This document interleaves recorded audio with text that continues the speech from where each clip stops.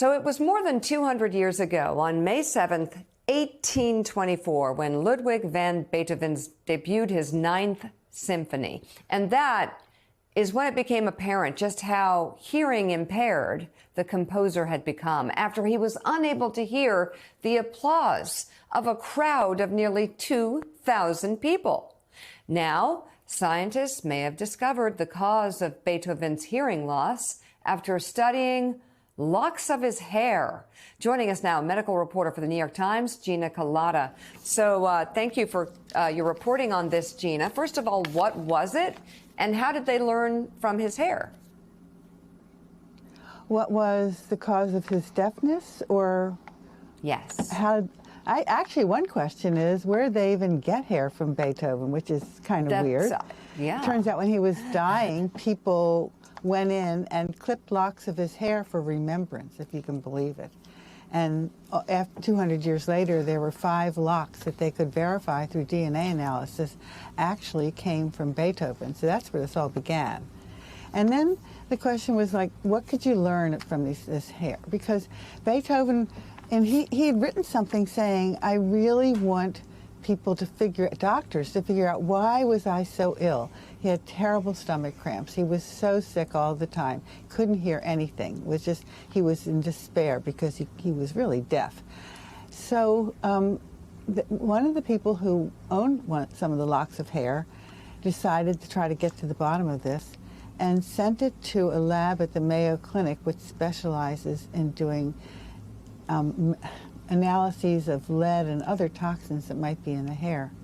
And it turned out that Beethoven had more lead in his hair than they had ever seen, and they get samples from all over the world from all sorts of people. Yeah. He had 208, there were 2 locks that they analyzed. One of them had 280 micrograms per gram of hair, and the other one had, no, 300. I have to look down. I've got to get this right. 258 in one and 380 in the other, and normal is less than 4.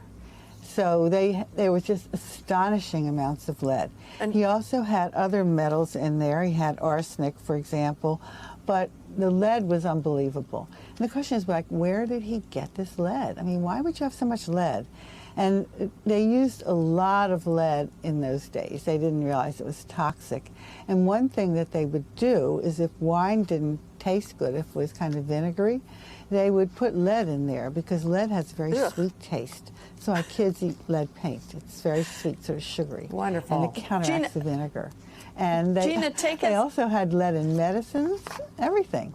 Take us back to the, step back a bit and take us back to that incredible scene that your article opens with. And there it is, it's 1824, and Beethoven is standing up in Vienna to conduct the world premiere of that now incredibly famous Ninth Symphony with the Ode to Joy.